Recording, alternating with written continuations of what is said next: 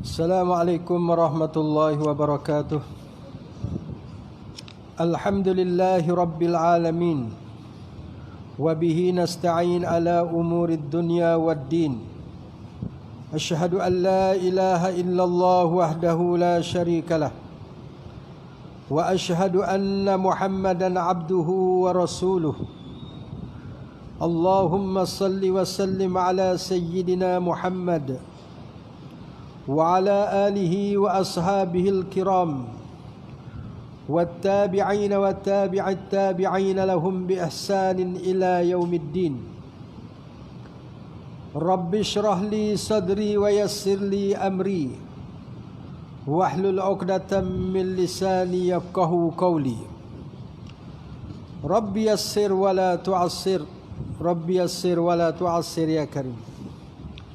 Yang dikasihi pengurusi masjid dan ahli jawatan kuasa, pegawai syarak, pimpinan masyarakat, tuan-tuan haji, puan-puan hajah, muslimin muslimat yang dirahmati Allah Ta'ala sekalian. Pertama-tamanya kita memanjatkan syukur kehadrat Allah Subhanahu Wa Ta'ala kerana kita terpilih sekali lagi untuk berada dalam rumah Allah sebagai tetamu Allah, dan kita berniat iktikaf di masjid.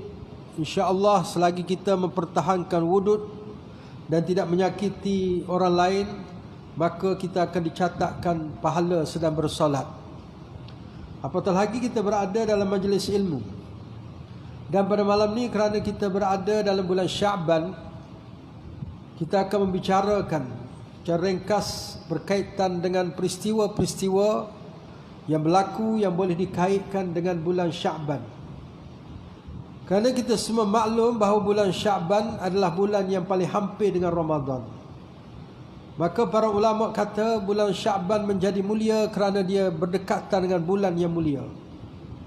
Ibarat contoh kita, kalau kita berkawan dengan orang yang hebat, berjalan di pekan dengan menteri ke dengan siapa, kita akan nampak hebat, walaupun kita biasa-biasa sahaja pada hari yang lain. Tapi pada hari kita berjalan dengan orang yang hebat, maka kita juga akan nampak aura tu kena juga pada kita. Maka kemuliaan Sya'ban ialah kerana dia hampir dengan Ramadan. Dan ada beberapa peristiwa penting yang berlaku dalam bulan Sya'ban yang perlu kita ambil tahu, kerana dia berkait dengan kehidupan kita dan ibadah kita seharian. Kadang-kadang bila kita tidak mengambil tahu, kita tak tahu pun apa peristiwa yang berlaku bulan Sya'ban. Sedangkan bulan-bulan dalam Islam ia ada peristiwa-peristiwa penting. Kalau kita lihat dalam bulan Rajab baru-baru ni, kita ada Isra' Mi'raj yang dikenali sebagai bulan sembahyang, kerana dikatakan difardukan solat pada bulan Rajab yang berlaku padanya Isra' dan Mi'raj. Walaupun tarikh Isra' dan Mi'raj itu pelbagai pendapat, tapi ulama kita bagi mengelakkan pertembungan pendapat yang pelbagai itu, dia pilih pendapat yang mengatakan 27 Rajab. Dan di antara peristiwa yang berlaku dalam bulan Sya'ban ialah yang pertama ialah tahwilul qiblah. Kana fi syahri Sya'ban tahwilul qiblati min Baitul Maqdis ila al-Ka'bah. Berlakunya perubahan kiblat. Pengarang kitab ni iaitu Sayyid Muhammad Alawi Al-Maliki Al-Hasani, Al-Doktor Al-Syekh, seorang ulama keturunan Rasulullah SAW yang telah wafat di tanah airnya Makkah, dan dia juga merupakan seorang ulama yang ada PhD dalam bidang hadis, dan dia menulis kitab Madza fi Sya'ban, apa yang ada, ataupun apa dia yang berlaku dalam bulan Sya'ban. Jadi saya guna berpandukan kitab dia pada malam ni untuk kita mengetahui apakah yang perkara yang penting yang berlaku dalam bulan Sya'ban. Dia kata adalah pada bulan Sya'ban itu berlaku perubahan kiblah daripada Baitul Maqdis ke Kaabah. Awal-awal Islam, Kaabah itu kita sembahyang umat Islam menghadap kepada Baitul Maqdis di Palestin tu. Dan Nabi SAW sentiasa menanti perubahan ini dengan penantian yang sangat kuat. Dan beliau selalu mendongakkan wajahnya ke langit, seolah-olah berdoa kepada Allah Subhanahu Wa Taala, dan mengintai-intai kok wahyu akan turun supaya kiblat akan diubah daripada Masjidil Aqsa ke Masjidil Haram di Makkah.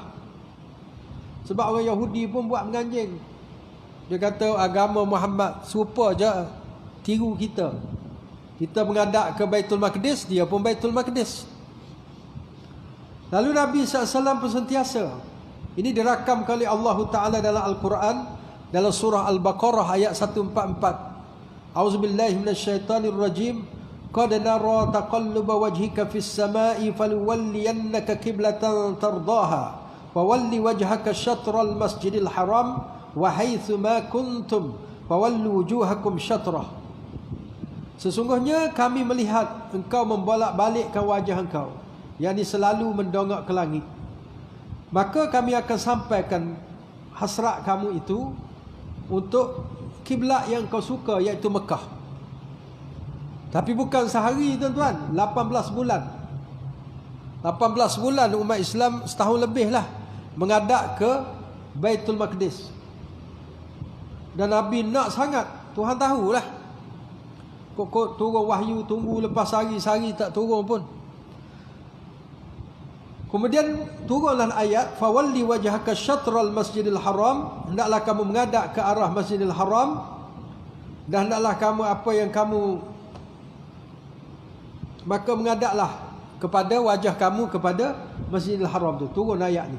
Nabi tengah sembahyang Zuhur pada waktu tu, yang kita sebut Masjid Qiblatain dekat Madinah tu. Madinah ke Mekah, masjid dua kiblat tu. Madinah kan. Bila turun ayat tersebut, Nabi tengah sembahyang ni, Nabi pun berpaling pusing ke arah Mekah. Itu dia sebut Masjid Qiblatain. Qiblatain makna dua kiblat. Kerana dalam satu masa sembahyang menghadap pada dua kiblat. Mula-mula rakaat pertama, kedua sembahyang Zuhur menghadap Baitullahil Haram lagi. Kemudian bila turun ayat tadi, terus on the spot je. Tak ada tunggu salam-salam dah. Nabi terus menghadap ke arah Masjidil Haram sampailah sekarang. Dan dia berlaku pada nisfu Syaban, pada pertengahan bulan Syaban. Peristiwa bersejarah ni. Dia. Sebab Allah Ta'ala dia akan berikan apa yang Nabi redha. Wala sawfa yu'tika rabbuka fatarda.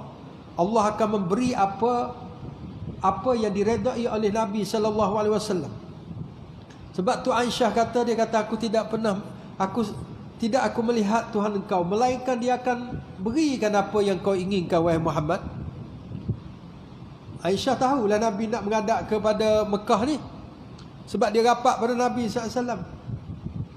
18 bulan kemudian umat Islam pun menghadap ke Baitullahil Haram. Bila turun ayat ni, sampailah sekarang, sampailah kiamat. Dan dia berlaku pada hari Selasa, nisfu Syaban, pertengahan bulan Syaban. Peristiwa bersejarah. Malam ni kita tahulah. Kalau yang belum tahu sebelum ni, itu penting dengan ceramah tuan-tuan. Kadang-kadang maklumat yang tak pernah kita tahu semenjak daripada kita kenal dunia, kenal agama, kita boleh tahu. Kadang-kadang kita baca, tapi baca benda lain, tak terbaca yang bab-bab macam ni. Jadi bila kita dengar kuliah, dapat tahu, oh rupanya kiblat kita ada sejarahnya. 18 bulan. Kemudian turun ayat pula 114 surah Al-Baqarah. Bila kita baca nanti surah Al-Baqarah ayat 114 tu, kita teringat yang kita belajar tadi. Oh, ni yang Ustaz ajar ni. Ayat yang diturunkan berkaitan dengan kiblat berubah. Kerana kalau kita pergi ke Madinah pun, bila orang bawa melawat masjid dua kiblat, kita tahulah sejarah. Tak perlulah nak dengar 100% daripada ustaz yang jadi itu tu. Mutawih kita tu. Kita dah ada maklumat. Itu yang pertama. Yang kedua ialah bulan Syaban adalah bulan raf'ul a'mali fih. Bulan diangkatkan amal. Wa huwa raf'ul akbar wal awsa'. Angkat yang terbesar dan yang paling menyeluruh. Amalan diangkat setiap hari tuan-tuan. Tetapi bulan yang paling Tuhan angkat kira keseluruhan amalan kita, bulan Syaban lah. Sebab tu bila Nabi SAW ditanya, ya Rasulullah, lam araka tasuma min syahri min syuhuri ma tasuma min Sya'ban. Wahai Rasulullah, aku belum pernah melihat engkau puasa dalam bulan daripada bulan-bulan apa yang kau puasa daripada Sya'ban. Ramadan tu tahulah, bulan Rajab kau, bulan Muharram kau tak tengok lagi Nabi puasa banyak ni, kecuali bulan Sya'ban. Jadi sahabat tanya, Usamah bin Zaid ni, dia ni ibarat cucu Nabi lah, tapi sebab dia punya bapa, dia anak angkat Nabi SAW, dia kira macam cucu angkat. Nabi sangat sayang dia ni. Sebab tu kita beritahu dulu ketika Abdullah bin Umar bergaduh dengan Usamah bin Zaid. Biasalah budak-budak remaja kan. Lalu Sayyidina Umar kata, wahai anakku, kau ingat kau bergaduh tu dengan siapa tu? Dengan orang yang dia Nabi lebih sayang daripada engkau, dan bapaknya Nabi lebih sayang daripada bapa engkau, iaitu Zaid bin Harithah. Bapa dia lah yang pergi, Nabi ajak pergi ketika berdakwah ke Taif tu. Ketika Nabi berdakwah ke Taif, untuk berdakwah, Nabi pergi dengan Zaid bin Harithah. Maknanya dia rapat dengan Nabi SAW. Jadi Usamah tanya, kenapa banyak puasa ya Rasulullah? Sebelum ni tak pernah tengok selain pada bulan Ramadan, bulan ni puasa. Lalu Nabi jawab, dzaka syahrun yaghfulun nasu anhu baina Rajab wa Ramadhan wa huwa syahrun turfa'u fihi al-a'mal ila rabbil alamin wa uhibbu an yurfa'a amali wa ana sha'im. Rawahu an-Nasa'i. Dia kata ini bulan ni dia kata sering dilupakan oleh orang kerana dia berada di antara Rajab dan Ramadan. Rajab baru ni orang sibuk puasa lah, yang tak ada dalam hadis pun dikubang juga, sampai keluar hadis-hadis palsu berkait dengan Rajab. Ada ni Isra' Mi'raj. Tapi bulan Sya'ban ni orang tak peduli sangat, sebab dia ada antara Rajab dan Sya'ban. Rajab tu bulan haram, bulan mulia. Dia duduk tengah-tengah. Ibarat gajah, dia sang kacir tengah-tengah ni, ibarat macam tu. Orang tak peduli sangat. Tu. Sebab tu ramai yang tak puasa bulan Sya'ban, dia sibuk buat kenduri. Kejap kenduri tahlil hari Sabtu pukul 1 tengah hari. Orang nak puasa hari apa? Dia tak kira hari apa. Bulan Sya'ban ni puasa banyak tak apa. Kadang-kadang buat siang hari. Kenduri tu kan dia kata tak boleh dah, puasa dah tak boleh makan dah. Orang bulan Sya'ban bulan banyak puasa, bukan banyak makan. Dia terbalik kok. Nak buat sangat, buatlah malam. Ni dah lah buat siang, kambing pula tu. Dia hantar grup WhatsApp, kawan lebay tak tahan kambing-kambing ni. Kalau dia puasa pun dia batal terus. Ini kan pula baru niat nak puasa besok, memang tak ada harapan. Jadi Nabi kata bulan ni bulan yang diangkat amal kepada Tuhan Rabbul Alamin. Maka aku suka kalau amalan aku diangkat dalam keadaan aku berpuasa. Besarnya pahala puasa ni, Nabi suka kalau diangkat amal pada hari yang dia ada puasa. Macam Isnin Khamis. Isnin, setiap hari Isnin diangkat. Ini angkat mingguan, 2 kali seminggu. Hari Isnin, hari Khamis. Baik-baik hari Isnin tu dengan hari Khamis tu. Ni kadang-kadang hari Senin kita lemau. Macam hari ni hari Khamis diangkat. Ada yang diangkat mingguan, ada yang diangkat harian. Kita tengok nanti diangkat harian pada waktu subuh dan asar. Jaga-jaga waktu subuh. Waktu asar duduk kat mana kita? Waktu asar lah orang leka nak kayuh basikal lah. Asar tak sembahyang lagi. Tengok cerita Hindustan yang jin waktu petang tu kan. Tu asar tak sembahyang lagi. Itu akan diangkat. Dan Tuhan akan tanya, waktu kau angkat amalan, Tuhan dah tahu sajalah dia nak dialog dengan malaikat. Kalau Tuhan tahu, cakap dia tahu semua, tak best kita nak dengar. Makna Tuhan layang kita punya tak tahu tu. Jadi Tuhan tanya, apa yang hamba aku buat ketika kau angkat amalan? Malaikat kata dia tengah tengok Hindustan. Apa macam? Ataupun tengah lepak kedai kopi. Baru start nak berkayuh. Dia lalu kat masjid Tuhan, tapi tak berhenti pun. Buat saja je. Berat. Tapi kalau Tuhan kata, saya datang tadi, subuh tadi, dah lah datang subuh tadi, dia tengah sembahyang. Ni asar pun tengah semayang. Siapa-siapa yang semayang berjamaah asar tadi, malaikat buat laporan pada Tuhan yang harian tadi bahawa dia tengah solat. Tapi yang terbesar angka ni naik ni, yang setahun sekali punya ni bulan Syaban ni, bulan ni lah. Tu. Sebab tu banyakkan amal ibadah. Nanti kita akan sebut nanti. Selain daripada puasa ada lagi tuan-tuan. Sebab tu dalam Islam bila ada saja bulan apa-apa tertentu, kita tahu dah. Bulan ni bukan saja-saja. Dia bukan macam Februari, Januari, apa semua tu yang tak ada nilai dari sudut agama. Kadang-kadang mengarut je. Februari hari kekasih.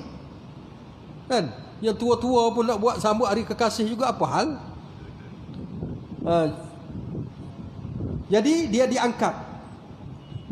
Diangkat amalan pada hari yang besar sekali. Dan dia juga diangkat pada waktu pagi dan juga waktu malam. Sesungguhnya Allah Ta'ala akan hantar malaikat. Yata'aqabuna fikum malaikatun bil laili wa malaikatun bin nahar. Yakni bertukar ganti. Dia ada shift. Malaikat pun ada shift tahu. Yang malaikat bahagian pagi turun, malaikat yang bahagian petang asar tu naik. Maka mereka berkumpul pada solat fajar dan solat asar. Kemudian naik ke langit. Maka Tuhan tanya mereka, sedangkan Tuhan lebih mengetahui. Kaifa taraktun ibadi? Bagaimana kamu tinggalkan hamba-Ku? Fayaqulun taraknahum wa hum yusallun. Kami tinggalkan mereka dan mereka sedang sembahyang. Wa atainahum, dan kami datang, kata malaikat yang asal datang pada waktu subuh pun mereka tengah sembahyang. Asal tadi kami tinggal tengah sembahyang. Subuh datang pun sembahyang lagi. Ini menunjukkan kemuliaan bagi mereka yang menunaikan solat. Sekarang kita tak terasa benda macam ni. Pentingnya bila di akhirat nanti baru tahu. Tunjuk semua dialog malaikat dengan Tuhan. Lapor asar semayang, subuh semayang. Sebab biasanya yang antara yang susah nak semayang, subuh dengan asar berjamaah. Subuh sibuk dengan tidur, dengan nak cepat pergi kerja konon-kononnya dan sebagainya. Asar kan sibuk nak balik kerja, sibuk nak bersukan kalau remaja ni, nak kayuh basikal, nak jogging, macam-macam, nak ngetih dengan kawan-kawan. Kadang tak pergi pun sembahyang asar. Lalu kat masjid pun tak berhenti. Padahal dah lalu dah tu. Dia boleh tak berhenti, Tuhan panggil. Hebat betul lebay. Tapi kalau lampu merah pukul 3 pagi berhenti. Punya taat baguslah kan. Tapi nak ceritanya bila Tuhan panggil buat tak layan. Ini berat ni. Kita kena cek muhasabah, terutama bila umur kita dah meningkat usia. Jangan main-main tuan-tuan.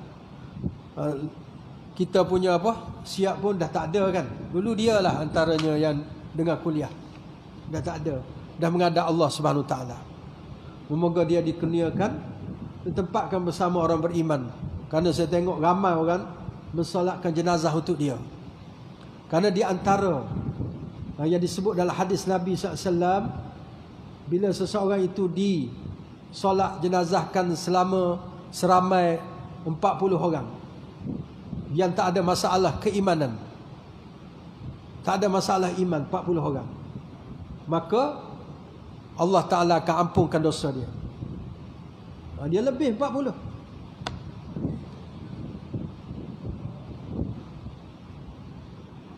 Bahaya kena pakai emas ni. Dah ambil gambar tu. Okey. Sekarang 10,000 tau. Maknanya setiap hari malaikat tu akan datang bawa report kepada Tuhan. Kemudian ada yang dia angkat terus. Buat aja terus angkat. Kalau kita tak datang kuliah, kita tahu ke tak tuan-tuan? Kalau orang tanya kita, salah orang tanya. Apa amalan yang kalau kita buat, tak payah tunggu malaikat yang nasar dengan subuh tadi.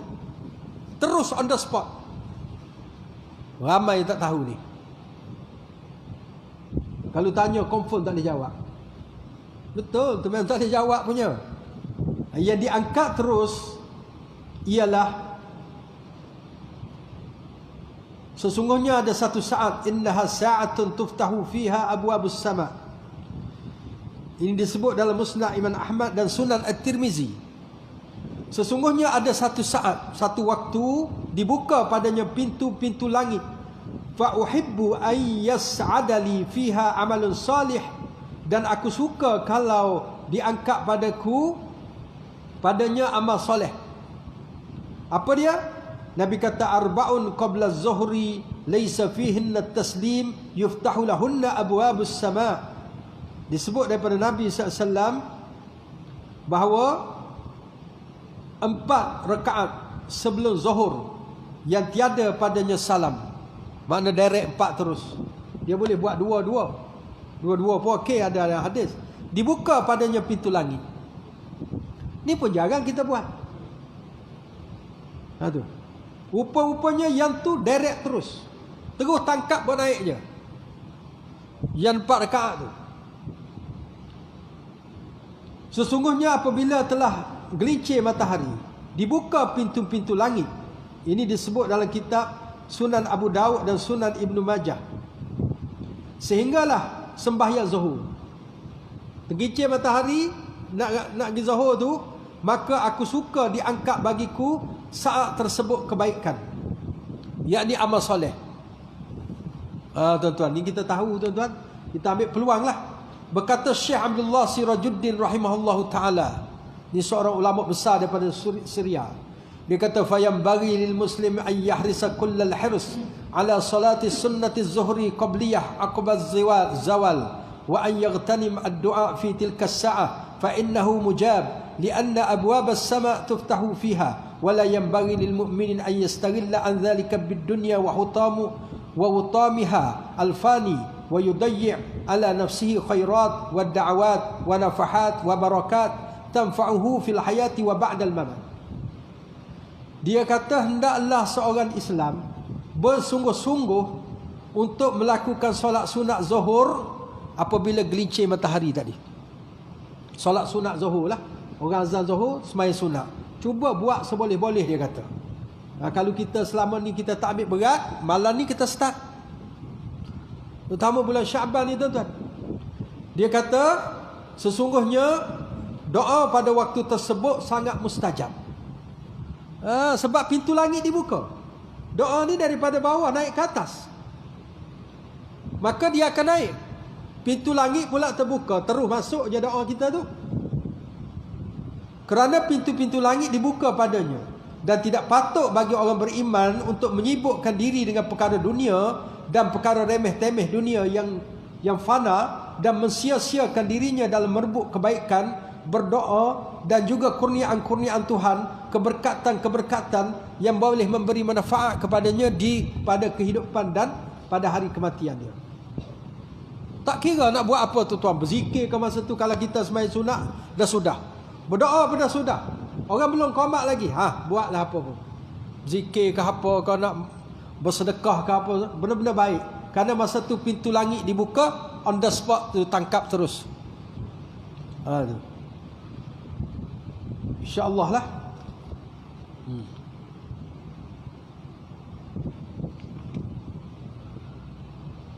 Kemudian bulan Syaban juga ditakdirkan umur manusia. Dikata dalam bulan Syaban umur umat manusia akan ditakdirkan, nak tentukan. Kalau yang mati tahun tu, tahun ni bulan Syaban dia tentukan lah. Tu. Jadi kita mintalah pada Allah. Sebab tu orang dalam malam nisfu Syaban, ulama kita buat dahulu untuk tunggu pondok, baca Yasin 3 kali, antara doanya panjang umur. Tu. Tidak semestinya itu je doanya. Janganlah kita hak kepada 3 tu aja. Panjang umur, murah rezeki, lepas tu apa satu lagi tu? Dapat hidayah ke apa? Tak pasal. Yang baca Yasin malam Jumaat, malam nisfu Syaban, kau tak buat, tak apa. Nanti saya akan terangkan. Tu. Jadi ditentukan umur. Banyaklah berdoa kepada Allah Subhanahu Wa Taala. Kerana di antara kita takdir, katalah kita takdir nak meninggal, tapi doa ni dia boleh merubah takdir, dia boleh anjak takdir tersebut. La yuraddul qada illa doa. Tidak ditolak qada qadar melainkan doa. Kalau kita tak berdoa, mungkin kita mati tahun ni. Tapi kita dengan sebab kita berdoa, Tuhan pun anjak sikit. Berapa lama dia nak anjak tu tak tahulah. Tapi last meninggal juga. Maknanya boleh. Kata contoh kita, kalau kita tak berdoa, mungkin kita ada kemalangan yang berlaku pada kita. Ataupun babangan kita hilang. Tiba-tiba dengan sebab kita berdoa, ya Allah, kau selamatkan hartaku, kau selamatkan anakku, Tuhan pun tolak doa bala tersebut. Dengan sebab doa kita. Doa kita pun termasuk dalam takdir, qada dan qadar Allah juga. Cuma kalau kita tak berdoa, berlakulah takdir yang pertama tadi. Tapi kalau kita berdoa bersungguh-sungguh, dengan kehendak Allah, Tuhan pun alih. Tu. Sebab tu penting doa ni tuan-tuan. Doa ni jangan main-main. Dia adalah senjata bagi orang beriman. Doa silahul mu'min. Banyak musuh-musuh kita di luar sana yang kita tak nampak, yang kita tak boleh nak itu, tapi dengan doa kita boleh melawan mereka. Orang nak sihir, orang nak apa kita kan, antaranya doa.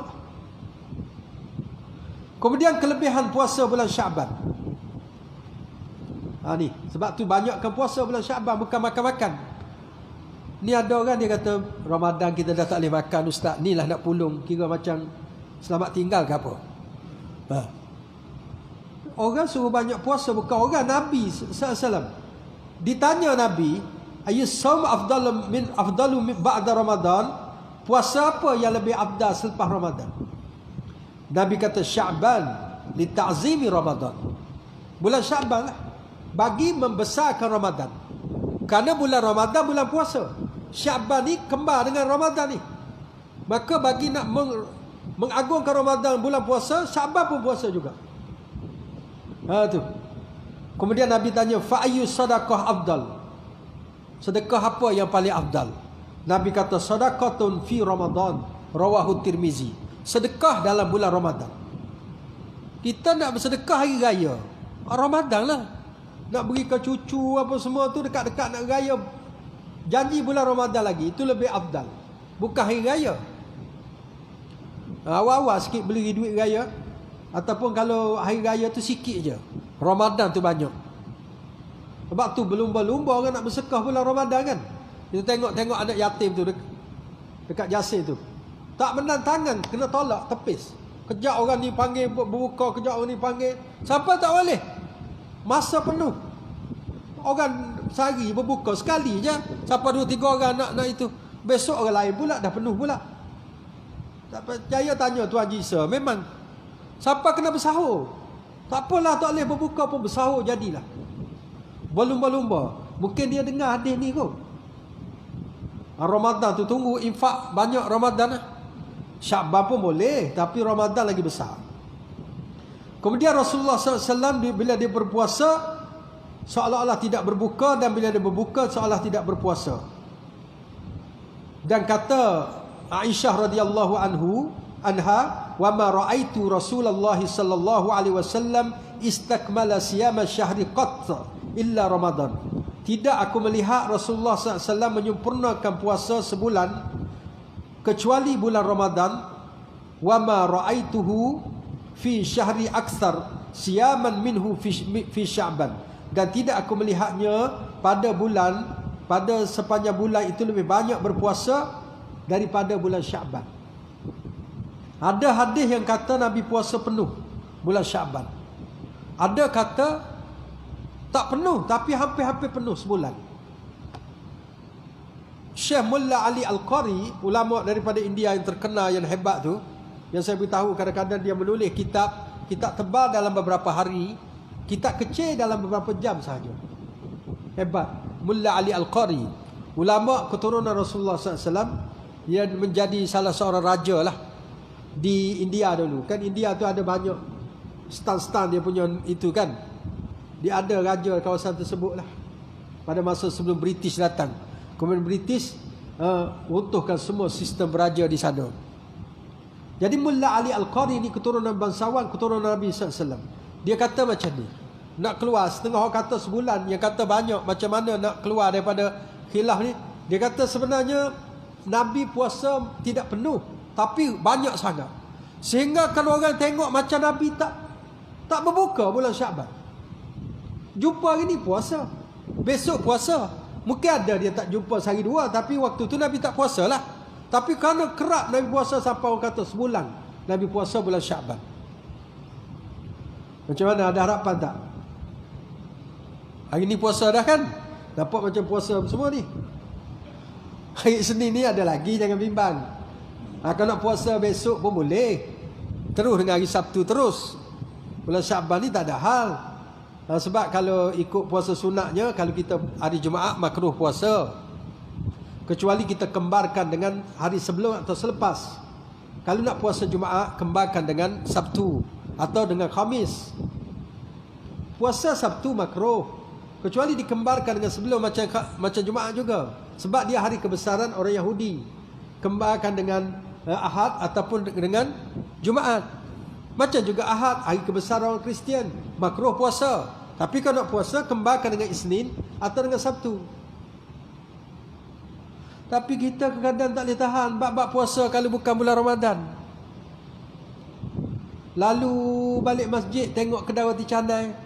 Dah nak puasa dah terus. Tiba-tiba ada je depan tu ada roti canai. Makan memang tak habis kan? Tak habis-habis. Nak macam mana? Dia kata, ustaz, benda lain bolehlah, puasa jangan. Tak ada kekuatan. Ada orang macam tu. Adalah secinta-cinta bulan kepada Rasulullah SAW untuk berpuasa adalah Syaban. Kemudian baginda terus menyambung dengan Ramadan. Kita benda yang Nabi cakap, kita kena beritahu. Macam bulan Rajab baru ni, Nabi tak cakap ada puasa tertentu. Cuma nak puasa bolehlah kerana dia bulan haram. Tapi jenis puasa hari ni sekian, pahala sekian. Saya tengok ada lagi orang send dalam grup WhatsApp 27 Rajab baru ni. Saya dapat tengok sesiapa yang berpuasa pada 27 Rajab, hari Isra' Mi'raj tu, konon yang dapat pahala macam 700 tahun beribadat. Aduh, lemah. Benda-benda palsu macam ni. Tak ada rasa sensitivity langsung sayang pada Nabi. Benda Nabi tak cakap, jangan berbohong atas nama Nabi. Besar dosa, tuan-tuan. Kalau tak tahu tu, pandai-pandailah minta maaf di akhirat nanti. Tapi kalau tahu, sengaja buat, memang dah sedia satu tempat dalam neraka. Man kazaba alayya muta'ammidan falyatabawa maq'adahu minan nar. Siapa yang berdusta pada Nabi dengan sengaja, dah sedia dah satu tempat dalam neraka. Jangan cari pasal. Tapi kalau benda ada dalam hadis, kita cakap. Kita bukan anti orang beribadah, tapi kita anti kepada mereka yang memalsukan hadis. Kononnya atas nama untuk menggalakkan orang beribadah. Ini bukan kerja orang beriman, ini kerja zindik. Orang-orang yang merosakkan agama daripada dalam.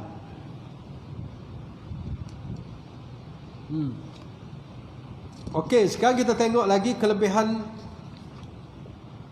bulan Syaban juga, syahrus salah ala Nabi sallallahu alaihi wasallam. Bulan berselawat kepada Nabi sallallahu alaihi wasallam. Kenapa?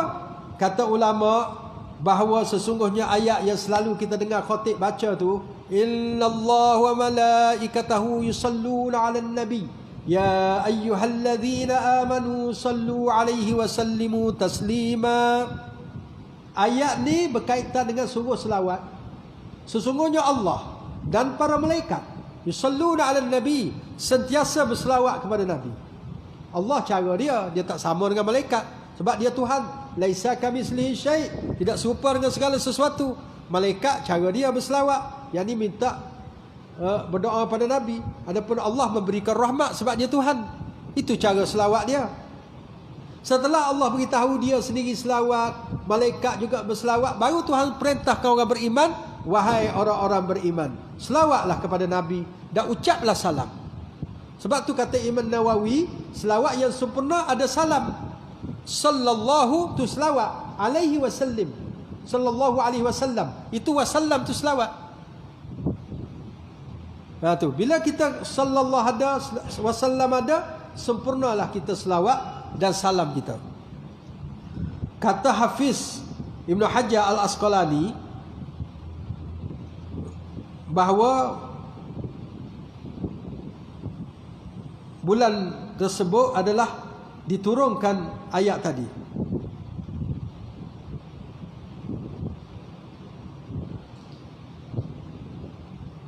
Hafiz Ibn Hajar Al-Asqalani, Al-Hafiz Ibn Hajar Al-Asqalani kata pada malam Isra' Mi'raj yang perintah inna Allah malaikatahu tu. Selawat ni tuan-tuan, besar tak besar selawat, kita tengoklah. Tak ada satu ibadah Allah Ta'ala perintah beritahu dia dulu buat. Semayang, Tuhan tak kata wah aku semayang, malaikat semayang, wahai manusia semayang semua orang beriman, tak. Zakat apa tak ada, tapi selawat Tuhan mulakan dengan zatnya yang mulia dahulu. Sesungguhnya Allah dan para malaikat yusallu digunakan dengan fi'lul mudhari'. Fi'lul mudhari' ini peristiwa yang sentiasa berlaku, makna tak berhenti. Tuhan turun rahmat kepada Nabi SAW.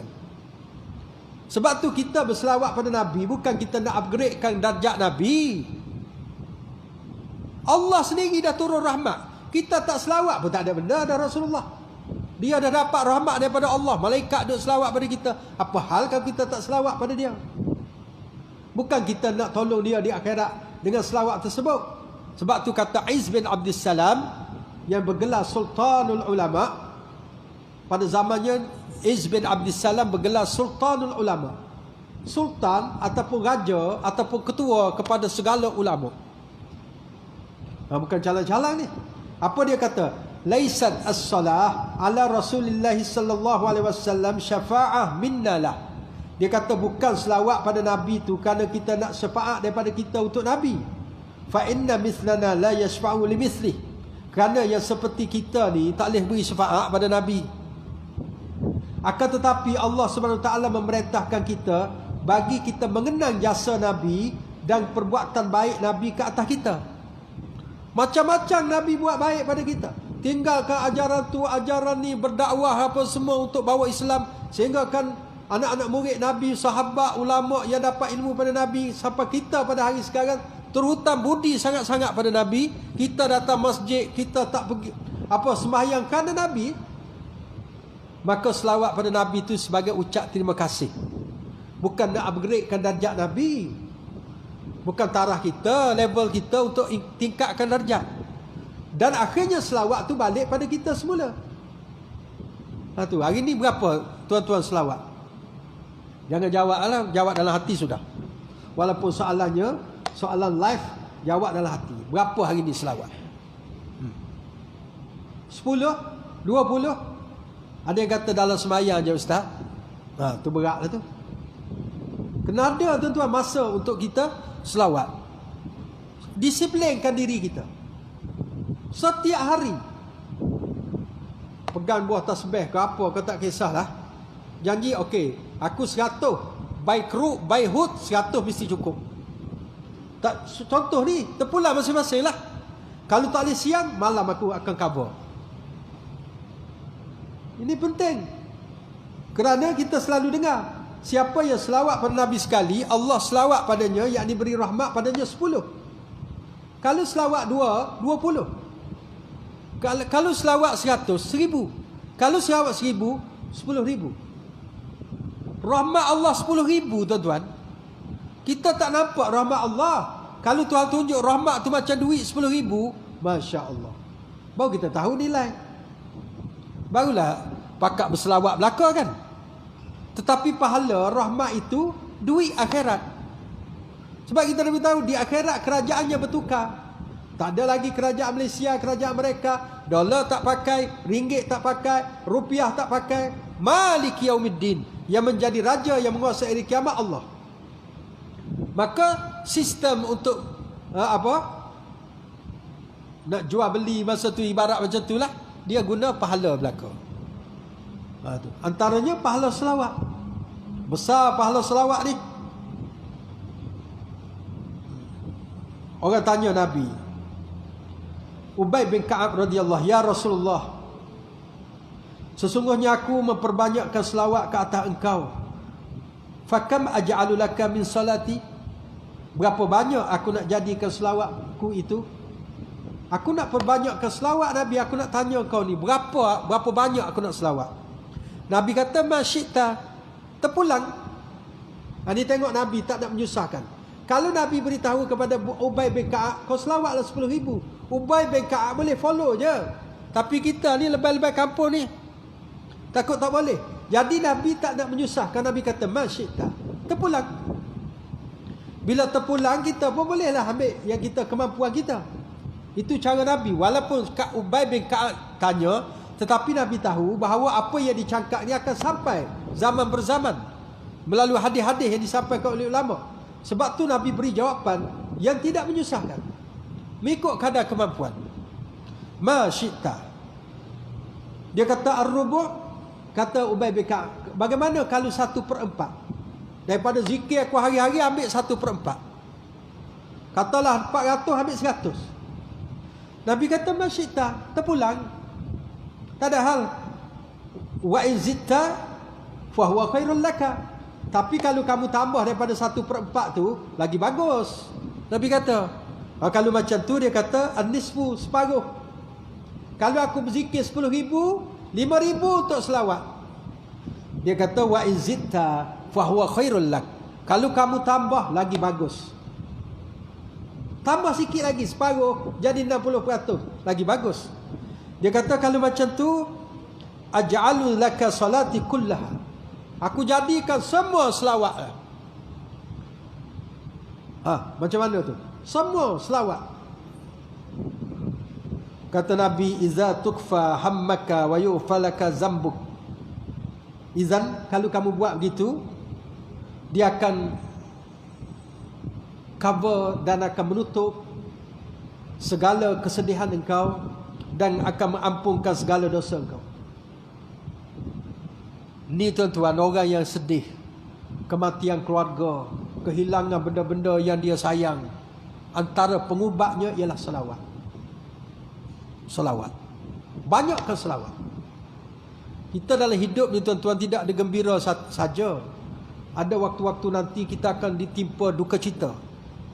Kehilangan orang tersayang, harta kita kena rompak, kena hilang dan sebagainya. Atau kita sendiri jatuh sakit dan sebagainya. Maka antara mengubat gundah hati tu, gundah gulana tu, ialah dengan berselawat. Dan boleh mengampunkan dosa. Selawat pada Nabi SAW banyak-banyak. Kan banyak kelebihan tuan-tuan. Dalam ni dia beritahu macam-macam lah. Kita tak adalah nak baca semua. Antara juga dia boleh mengingatkan apa yang kita lupa. Saya banyak kali tuan-tuan terlupa nak cakap. Benda tu ada dalam maklumat kita, tapi bila kita on the spot nak cakap tu, terus tak ingat. Kita pun cakap Allahumma salli ala Muhammad, tiba-tiba datang je.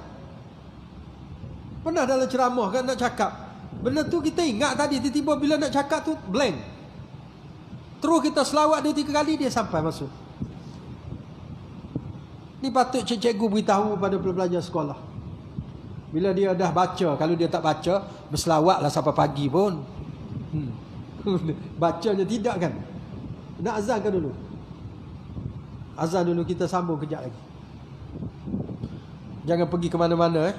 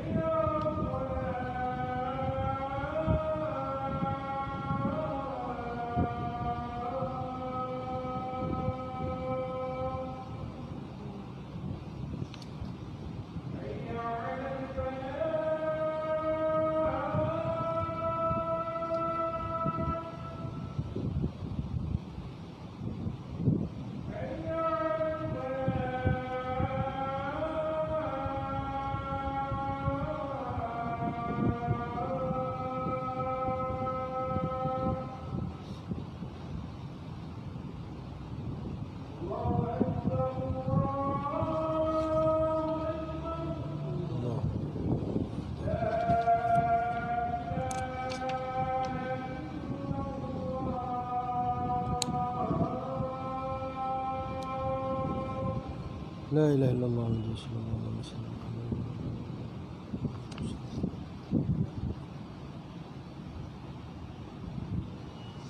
Sikit lagi nak berhabis ni sikit aja.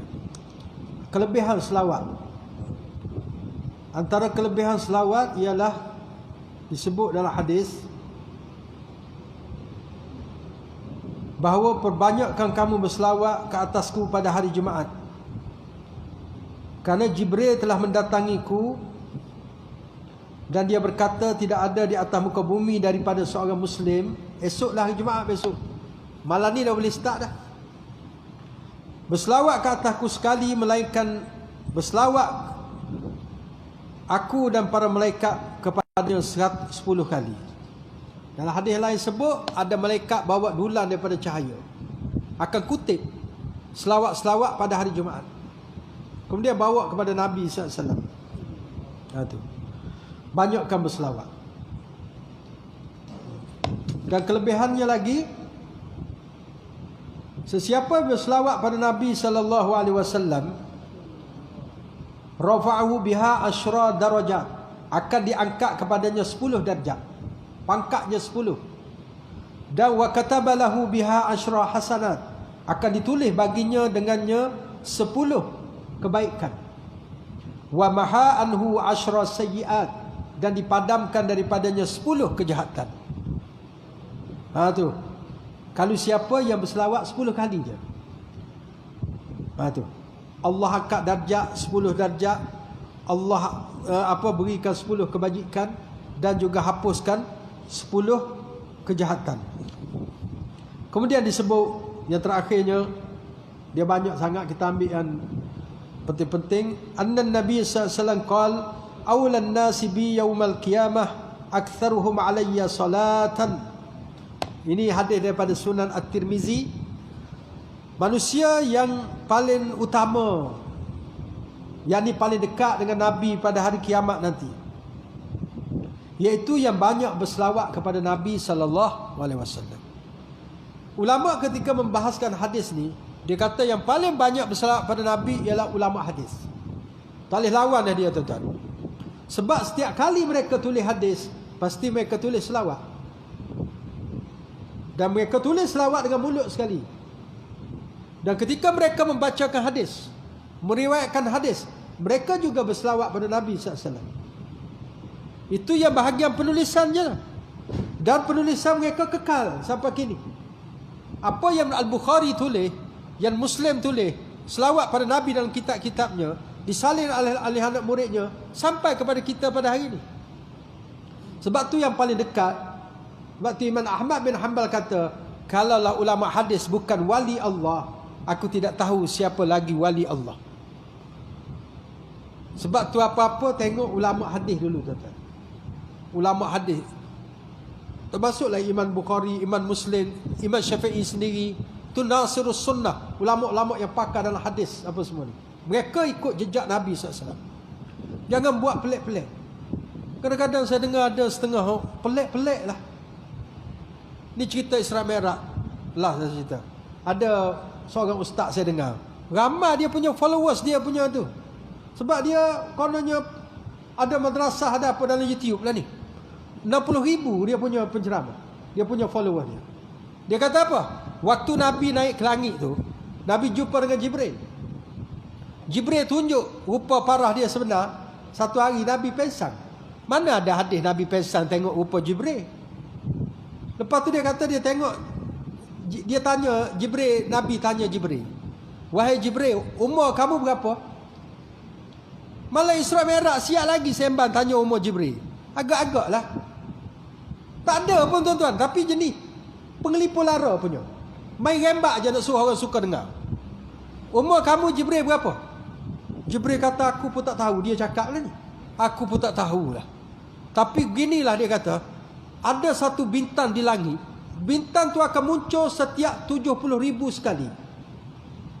70,000 sekali bintang tu muncul. Kemudian dia pun hilang, 70,000 pula muncul. Kata Jibril, aku dah tengok bintang tersebut 72,000 kali. Kan sedap dengar cerita tu. Maka kata Nabi, kau tahu tak bintang tu apa? Bintang tu Bintang itulah aku. Nabi kata bintang yang muncul 70,000 kali itu dia. Ustaz ni bawa ceramah. Mengarut kata. Tapi orang sangat suka dengar. Sebab bila dengar cerita apa semua, bila ustaz cakap, ingat semua betul lah. Tidak semua yang cerita-cerita Isra' Mi'raj ke apa betul. Ada yang cerita tempat lain dibawa masuk Isra' Mi'raj. Contoh yang ketuk kepala tu orang tak semayang, tu betul. Tapi itu berlaku dalam mimpi Nabi. Dan mimpi Nabi adalah wahyu. Dia bukan kaitan dengan Isra' Mi'raj. Yang Nabi kejar dengan Ifrit tu. Mana ada jin Ifrit berani kejar Nabi? Malaikat Jibril sebelah Nabi tu. Kononnya lalu Jibril pun baca, ajarkan doa, a'udzu bikalimatillahi tammati allati la yujawizuhunna barrun wala fajir ila akhir. Doa tu betul. Tapi dikejar oleh Jibril tu tak ada. Sebab tu kita ustaz-ustaz kena upgrade ilmu kita. Kita setiap kali, setiap tahun kena beli kitab, belajar, apa semua tengok. Saya sendiri pun tersilap banyak dulu. Ada juga yang palsu beritahu. Sebab kita masa tu macam tu je. Ilmu ni sepanjang hayat. Jangan awak dah jadi ustaz maka tutup dah. Tak perlu belajar. Main yang lama-lama. Kadang-kadang tersilap. Itu belum masuk mengaruk-mengaruk lagi. Kayu kokar lah apa segala bagai tu saya dah beritahu tu. Allahu Akbar. Mengiling kepala tuan-tuan. Dengar yang macam ni. Memburukkan imej agama. Tu. Kesian kepada orang-orang yang itu. Bila ada ustaz tegur, cakap-cakap ini tak betul, ini palsu, dia kata ustaz di Wahabi ni. Last, saya dengar ada seorang ustaz ceramah di sebuah masjid. Dia kata kita nak kenal Tuhan, kita kena belajar hakikat insan, hakikat diri kita. Dia pun petiklah satu buku Hakikat Insan, Insan Kamil oleh Abu Bakar Al-Jilli. Kitab ni dikritik oleh para ulama kerana banyak mengandungi perkataan-perkataan kufur. Dan di Kelantan ada satu kitab nama Hakikat Insan yang ditulis oleh Haji Ahmad Laksmana. Buku tu diharamkan seluruh Malaysia. Seluruh mufti, seluruh jabatan agama haramkan kitab tu. Tapi ustaz tu sebut hakikat insan kena belajar. Sedangkan kalau orang tahu, bertengok, padahal nak kenal Tuhan dengan Quran, dengan hadis cukup. Dengan panduan ulama muktabar cukup. Tak payah ambil yang kontroversi, mengarut-mengarut hakikat insan bagai, tak payah. Tapi beritahu supaya orang jadi terkesima. Oi, hakikat insan kami belum belajar lagi. Padahal Haji Ahmad Laksmana, saya pernah baca buku dia tu. Memang dahsyat lah dia punya itu tu. Dia punya kesesatan dia tu. Kau punya kesesatan. Dan dialah anak guru kepada Ayah Pen. Ayah Pen sesat kerana dialah. Jangan nak main pelik-pelik. Tak ada ulama kata nak kenal Tuhan, kena belajar hakikat insan dulu. Kenal Tuhan mudah aja melalui Quran, melalui hadis dan juga huraian ulama-ulama ahli sunnah wal jemaah yang muktabar, yang tak ada kontroversi. Ad-dinu yusrun, agama itu mudah. Dan maksud agama mudah kata ulama ialah akidah. Tak ada yang susah-susah. Nak belajar style sifat 20 ke, nak belajar style salah ke, terpulang. Janji kenal Tuhan. Jangan ngambil pelik-pelik yang mengarut. Nanti jadi keliru habis masyarakat. Ajarkan pada masyarakat yang senang, yang mudah, yang tepat dengan Quran dan hadis. Itulah ajaran yang sebenar. Dan itulah mursyid kata ulama. Antara tanda guru mursyid, dia menyampaikan daripada Quran dan hadis. Dia tidak menyeleweng daripada apa yang disampaikan oleh ulama-ulama muktabar. Maka itulah mursyid yang sebenarnya. Jadi memoga kita dapat manfaat. Gunakan peluang bulan Syaban ni untuk banyak berpuasa sunat, berselawat, membaca Al-Quran. Kerana bulan Syaban juga ulama sebut selain daripada Ramadan Syahrul Quran, bulan Syaban juga dalam kitab ni ada sebut Syahrul Quran. Cuma saya tak sempat lah nak huraikan kerana masa kita terbatas. Jadi moga-moga kita dapat manfaat. Ambil peluang, Allah hidupkan kita, sihatkan dalam bulan Syaban untuk beramal, untuk buat kebajikan, sedekah dan sebagainya. Kerana tak lama lagi kita akan menyambut Ramadan, bulan untuk kemuncakkan amal kita. Kalau kita tak berlatih dalam bulan Syaban, kita tak mampu untuk meneruskan ibadah hebah ini dalam bulan Ramadan nanti. Kita tangguh dengan kafaratul majlis. Subhanakallahumma wa bihamdika asyhadu an la ilaha illa anta astaghfiruka wa atubu ilaik. Bismillahirrahmanirrahim. Wal 'asr innal insana lafi khusr illa alladhina amanu wa 'amilus solihat wa tawasaw bil haqq tawasaw bis sabr.